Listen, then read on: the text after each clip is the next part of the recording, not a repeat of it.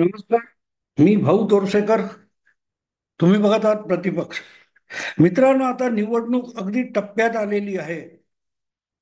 एक दोन दिवस सुद्धा मतदानाला राहिलेले नाहीत आणि अशा वेळेला थोडं आपल्या मनातलं बोलावं असं वाटतं. कितीही परखड, कितीही विश्लेषण वगैरे असलं तरी आपण माणूस असतो आणि आपला कुठल्या ना कुठल्या बाजूला झुकाव असतो. आपण कोणाच्या तरी विरुद्ध असतो, कोणाच्या तरी बाजूने असतो. या सगळ्यामध्ये आपले हितसंबंध गुंतलेले असतातच असं नाही. पण काही लोकांच्या बाबतीत आणि काही भूमिकांच्या बाबतीत आपण संवेदनाशील आणि हळवे असतो आणि त्यामुळे ती बाजू जिंकली पाहिजे असं आपल्याला वाटत असतं. आणि मी सुद्धा त्याला अपवाद नाही. कोणी किती म्हणावं की तटस्थ परखड, कोणीही तटस्थ आणि परखड नसतो. जेव्हा आयुष्यामध्ये कसोटीच्या वेळ येते तेव्हा तुम्हाला कुठली ना कुठली एक बाजू घ्यावी लागते. तटस्थ वगैरे राहता येत नाही. आणि म्हणून मला असं वाटतं की आज भारताच्या आणि महाराष्ट्राच्या राजकारणामध्ये तटस्थ राहून काहीही साध्य होणार नाही. डोळसपणे समोरच्या घडामोडींकडे बघितलं पाहिजे आणि त्यामध्ये एखादी गोष्ट घडण्याच्या दृष्टीने आपल्याला शक्य तितकं योगदान देता आलं पाहिजे असं माझं प्रामाणिक मत आहे. आणि म्हणून आज विधानसभा निवडणुका होऊ घातल्यात. त्यामध्ये भारतीय जनता पक्षाचा विजय व्हावा ही माझी इच्छा मी लपवून ठेवत नाही. आणि भारतीय जनता पक्षाचा विजय व्हावा असं मला जेव्हा वाटतं तेव्हा भाजप सोबत असलेल्या अधिकृत शिवसेनेचा, एकनाथ शिंदे यांच्या शिवसेनेचा सुद्धा विजय व्हावा आणि त्यांनी एकत्र येऊन बनवलेली जी महायुती आहे तिचा सुद्धा विजय व्हावा ही माझी इच्छा आणि भावना मी अजिबात लपवणार नाही. अर्थात हे सगळं सांगून झालं तरी त्यांच्यामधले कोणी दोषी असतील तर त्यांचं समर्थन मी करणार नाही, हा वेगळा भाग आहे. पण म्हणून आपण म्हणतो ना की एखाद्या टोपलीमध्ये किंवा एखाद्या खोक्यामध्ये एखादा नासका आंबा असला तर तो इतरांना नासवतो. हे जितकं सत्य आहे तितकीच दुसरी बाजू पण सत्य आहे की एखाद्या टोपलीतला आणि खोक्यातला एक आंबा नासका आहे म्हणून ती सगळीच्या सगळी टोपली नासकी होत नाही, कुजलेली होत नाही. म्हणून नासका आंबा बाजूला काढून उरलेल्या त्या आंब्याचा किंवा त्या फळाचा सदुपयोग करता येईल का याकडे सुद्धा बघावं लागतं. आणि आजच्या जमान्यामध्ये इंग्रजीमध्ये म्हणतात ना, बेटर ऑफ द टू एव्हिल्स. दोन नालायकांमध्ये, दोन निरुपयोगी लोकांमध्ये किंवा वस्तूंमध्ये त्यातल्या त्यात उपयुक्त कोण ठरू शकेल किंवा कोण कमीत कमी नुकसान करेल याकडे बघून आपल्याला निवड करावी लागते. बेस्ट उपलब्ध आहे का तर नाहीये. पण बेस्ट उपलब्ध नसेल म्हणून जगणं थांबवता येत नाही आणि त्यामुळे त्यातल्या त्या सोयीस्कर असलेल्या गोष्टीकडे आपल्याला वळावं लागतं. आणि आजच्या राजकारणामध्ये मला असं वाटतं की भारतीय जनता पक्ष हा एक तुलनेने सभ्य लोकांचा पक्ष आहे. बाकीचे अगदीच नागडा नागडा सत्ता स्वार्थ दाखवत असतील तर त्यामध्ये अगदी नागडेपणाची ज्यांना लाज वाटते त्यांच्या बाजूने उभं राहणं हे मला माझं कर्तव्य वाटतं.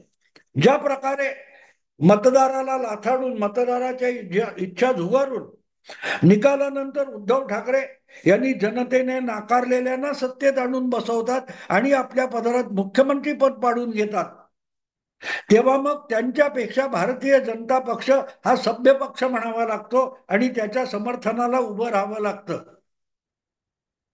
आपल्याला बंद दरवाजा आड शब्द दिला होता वगैरे वगैरे हे सगळे युक्तिवाद धादांत खोटे, धादांत खोटे. आणि म्हणून मी आता परत त्या नेहमीच्या गोष्टीत जात नाही. मुद्दा इतकाच की मला जर भारतीय जनता पक्ष हा तुलनेने चांगला वाटत असेल तर मी त्याच्या समर्थनाला उभं राहणार. आणि त्यासाठी माझ्यावर कितीही आरोप झाले तरी I don't care, I don't care. आणि मग या सगळ्यामध्ये ज्यांच्याकडून भारतीय जनता पक्ष आपली योग्य दिशेने चांगली वाटचाल करू शकेल अशी जी माणसं मला दिसतात त्यांची पाठ थोपडणं आणि आगामी विधानसभा निवडणुकीत त्यांना लोकांनी निवडून द्यावं असं आवाहन करणं सुद्धा मला अगत्याचं वाटतं. त्यामध्ये मंगल प्रभात लोढा आहेत, मंत्री आहेत. त्यामध्ये मुंबई भारतीय जनता पक्षाचे अध्यक्ष आशिष शेलार आहेत. त्यामध्ये अत्यंत मोजून मापून बोलणारे आणि थेट टीकास्त्र सोडणारे अतुल भातखळकर आहेत. ही माणसं आवश्यक आहेत मित्रांनो. आणि तितकाच अमित साटम सारखा मला महाराष्ट्राच्या किंवा मुंबईच्या राजकारणात ही चार माणसं आवडतात. हे मी अजिबात लपवून ठेवणार नाही आणि ती परत निवडून यावीत अशी माझी अपेक्षा सुद्धा मी बिलकुल लपवणार नाही. माझ्या दृष्टीने ही माणसं महाराष्ट्राच्या राजकारणात आणि मुंबईला भविष्यामध्ये योग्य दिशेने घेऊन जाण्यासाठी राजकारणात यशस्वी होणं मला आवश्यक वाटतं. अर्थात आपापल्या जागी त्यांचं कर्तृत्व एवढं मोठं आहे आणि त्यांनी काम आणि लोकांमध्ये इतकी मेहनत घेतलेली आहे की ते निवडून येण्यासाठी भाऊ जोरसकरच्या एखाद्या व्हिडिओची अजिबात गरज नाहीये. आत्ता काल परवा संपलेल्या लोकसभा निवडणुकीच्या मतदानाकडे नजर टाकली तरी आपल्याला कळतं की मंगल प्रभात लोढा असोत, अतुल भातखळकर असोत, आशिष शेलार असोत किंवा अमित साटम असो, यांनी आपापल्या विधानसभा मतदारसंघातून महायुतीच्या लोकसभा उमेदवाराला मताधिक्य मिळवून दिलेलं आहे. आणि जे लोक आपल्या मतदारसंघात आपल्या गटातील लोकसभेच्या उमेदवारासाठी एवढी मेहनत घेतात की दुसऱ्यासाठी मताधिक्य मिळवून देतात, ते आपला विजय संपादन करण्यासाठी आळस करतील अशी बिलकुल शक्यता नाही. आणि म्हणून त्यांच्यासारख्यांना माझ्या प्रशंसेची गरज अजिबात नाहीये, हे मी पहिल्यांदा स्पष्ट करतो. पण ही माणसं का महत्वाची आहेत? मंगल प्रभात लोढा हे गेले 2.5 वर्षापेक्षा अधिक काळ मंत्री आहेत. पण या कालखंडामध्ये पक्षाचं काम करताना आणि सरकारचं काम करताना, आपल्या मतदारसंघाचं काम करताना मंगल प्रभात लोढा यांनी आपल्या हिंदू हिताच्या भूमिकेला थोडं पुढे जाऊन मदत केलेली आहे. तुम्हाला आठवत असेल तर राम जन्मभूमीच्या मंदिराची उभारणी झाली आणि प्राण प्रतिष्ठेचा कार्यक्रम होता, तो देशाच्या कानाकोपऱ्यात साजरा करण्यात आला. त्यावेळेला मुंबईच्या उपनगरामध्ये मला वाटते मीरा भाईंदर वगैरे कुठेतरी एका मुस्लिम वस्तीतून जाणाऱ्या रामभक्तांच्या मिरवणुकीवर हल्ला करण्यात आला. तेव्हा मंत्री असतानाही तिथपर्यंत जाऊन, पोलीस ठाण्यापासून त्या वस्तीपर्यंत जाऊन रामभक्तांना आणि हिंदुत्ववाद्यांना मदत करायला मंगल प्रभात लोढा पोहोचलेले होते. गृह खातं त्यांचं अशातला भाग नाही, ते स्वतः त्या परिसराचे पालकमंत्री सुद्धा नाही. पण तरीही मंगल प्रभात लोढा हे तिथल्या हिंदुत्ववाद्यांना धीर द्यायला पोहोचले होते आणि जी काय गुंडगिरी मुस्लिम जमावाकडून झाली होती त्यांना धडा शिकवण्यासाठी सरकारी यंत्रणेला हलवणं, पोलीस यंत्रणेला हलवणं, हे काम मंगल प्रभात लोढा यांनी केलं.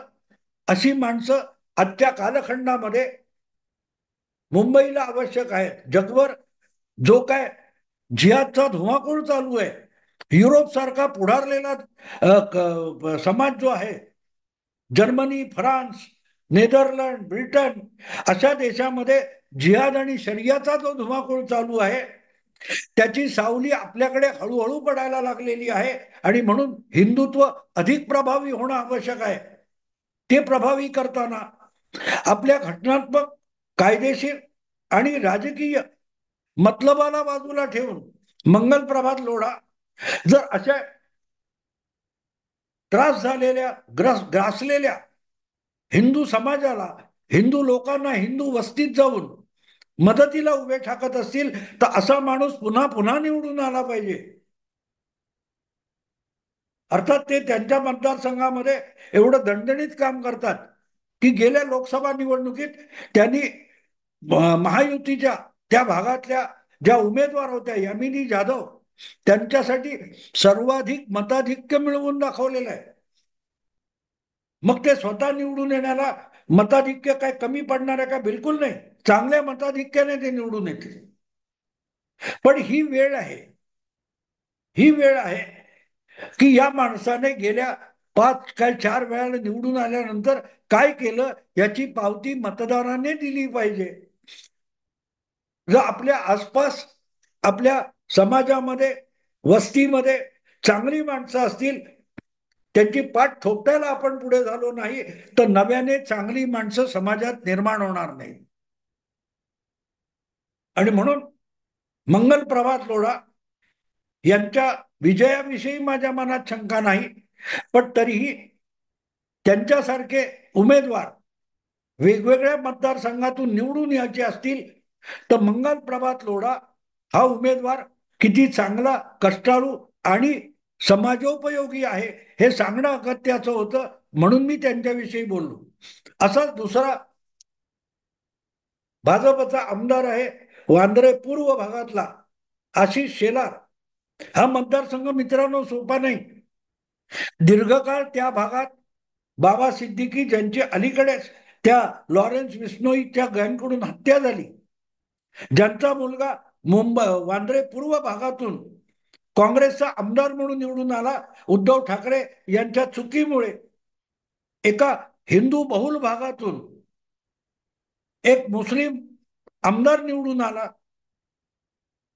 त्या झिशान अलीचे वडील बाबा सिद्दीकी हे दीर्घकाळ वांद्रे पश्चिम भागातून आमदार म्हणून निवडून येत होते.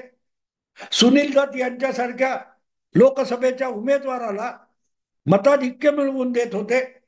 अशा मतदारसंघामध्ये दीर्घकाळ पाय रोवून उभं राहायचं, एक दोनदा पराभव पचवायचे, तरीही जिद्दीने लढत राहायचं आणि शेवटी त्या मतदारसंघातून विधानसभेवर निवडून येऊन दाखवायचं ही सोपी गोष्ट नव्हती. त्या भागात सुद्धा मुस्लिम वस्ती मोठी आहे. वांद्रे पश्चिम भागामध्ये, वांद्रे पश्चिमेला तुम्ही स्टेशन मधून बाहेर पडल्यापासून जो काय मुस्लिम वस्तीचा भाग सुरू होतो,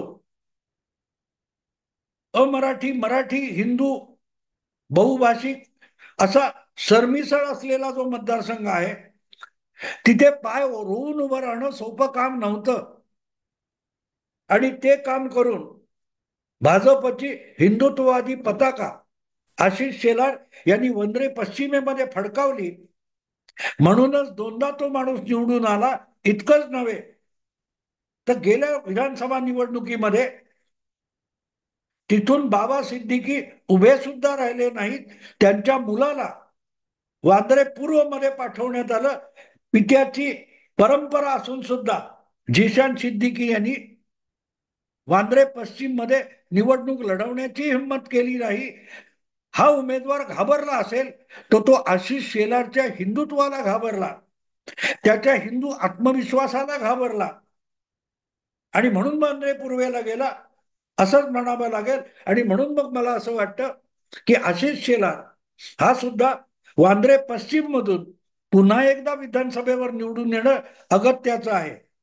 हे जे मी काय मोजके तुम्हाला चेहरे आणि नावं सांगतोय, त्याचं महत्व काय आहे, एकत्रित महत्व काय आहे, हे मी नंतर सांगणार आहे. तिसरं नाव आहे ते अतुल भातखळकरचं आहे. अतुल भातखळकर हा अतिशय तडफदार असा भाजपचा नेता आहे. पश्चिम उपनगरातल्या उत्तर लोकसभा मतदारसंघातल्या एका विधानसभेचा तो प्रतिनिधी आहे आणि तिथून लागोपाठ दोनदा निवडून येताना तिथल्या नागरिकांचं संघटन बनवणं आणि त्यांना त्यांच्या नागरी सुविधांपासून वेगवेगळ्या प्रसंगी मदत करण्यापासून तिथे हिंदुत्वाची पताका पडकत ठेवणं, हे काम भातखळकरांनी एका बाजूला केलंय. पण दुसरीकडे राजकारणात असेल, महापालिकेच्या क्षेत्रात असेल, जो जो भ्रष्टाचार आणि ज्या ज्या बेकायदेशीर गोष्टी होतात त्याच्यावर वेळोवेळी हल्ला चढवून भ्रष्टाचारांचे वाभाडे काढणं, यासाठी अतिशय मुद्देसूद प्रयत्न करणारा आमदार म्हणून भातखळकर यांच्याकडे बघावं लागतं. आणि एकाच वेळेला नागरिकांना उत्तरदायी असलेला हा आमदार हा दुसरीकडे हिंदुत्व आणि नागरी सुविधांसाठी उपयुक्त आहे, त्यालाही परत परत निवडून येणं आवश्यक आहे. आणि तिथून जवळच पश्चिम उपनगरातच अंधेरी पश्चिम या भागातला एक तरुण भाजप नेता आहे अमित साटम. अमित साटम विषयी मी खास आग्रह करेन. मी भले तिथला मतदार नाहीये, पण माझ्यामुळे जर कोणी 4 मतं अमित साटमला मिळणार असेल तर मी नक्की ते आवाहन करीन, नक्की ते आवाहन करीन. कारण हा वांद्रे पश्चिम हा अतिशय सरमिसळ मतदारसंघ आहे. आणि तुमच्या माहितीसाठी सांगतो की दीर्घकाळ मला वाटते तिथून सुनील दत्त यांचे अगदी उजवे हात मानले जाणारे बलदेव खोसा निवडून येत होते. त्यांना त्या ठिकाणी पराभूत करणं सोपं नव्हतं. तो मतदारसंघ अमित साटमने फिरवून दाखवला असेल तर या तरुण नेत्याचं कौतुक करावं लागेल. आता ही सगळी पार्श्वभूमी तुम्हाला मी एवढ्यासाठी सांगितली की या संदर्भात मी पुण्याचाही असाच एक व्हिडिओ केला चंद्रकांत दादा आणि रासने या 2 उमेदवारांविषयी. तसाच हा व्हिडिओ हा मुंबईतल्या भाजप उमेदवारांविषयी मी केलाय. आणि त्याचं कारण सरळ आहे. त्याचं कारण असं आहे मित्रांनो की कुठल्याही आजच्या निवडणुकीमध्ये भविष्यात येऊ घातलेल्या निवडणुकांच्या बीजाची पेरणी होत असते, बीजरोपणी होत असते. आज तुम्ही ज्या मतदारसंघामध्ये एखाद्या पक्षाचं वर्चस्व दाखवता तेव्हा त्या मतदारसंघामधून तुम्हाला जी मतं मिळतात त्या मतावर आधारित त्या पक्षाला पुढल्या निवडणुकीत कुठच्या कुठच्या ठिकाणी आपलं प्रभाव क्षेत्र आहे आणि तिथून आपले नगरसेवक निवडून येऊ शकतील याचा अंदाज बांधता येतो, अंदाज बांधता येतो. आणि म्हणून विधानसभा निवडणूक असली तरी महापालिका निवडणुका ज्या नजीकच्या काळात होऊ शकतील तिथे मुंबई महापालिकेला उद्धव ठाकरे यांच्या तावडीतून सोडवण्यासाठी ही विधानसभा निवडणूक मला अतिशय महत्वाची वाटते. कधी काळी शिवसेनेचा भगवा महापालिकेवर फडकवावा किंवा फडकावा म्हणून बोलणारा भाऊ तोरसेकर सारखा माणूस आज उद्धव ठाकरे यांच्या तावडीतून मुंबई महापालिकेला मुक्त करावं असं म्हणतो. याचं कारण उद्धव ठाकरे यांनी मुंबईतल्या मराठी माणसाचा आणि नागरिकाचा विश्वास गमावलेला आहे. मुंबई महापालिका हे उद्धव ठाकरेंना जणू काय एटीएम वाटतं आणि त्याच प्रकारे ते महापालिकेला वागवतात. एक साधी गोष्ट बघा, नवं सरकार आलं आणि मुंबईतले अनेक रस्ते कॉन्क्रीटचे पक्के करण्यासाठी मुंबई महापालिकेच्या ज्या ठेवी होत्या बँकेतल्या त्या मोडून ते पैसे रस्त्याच्या बांधकामाला वापरा असा आदेश मुख्यमंत्री एकनाथ शिंदे यांनी दिला.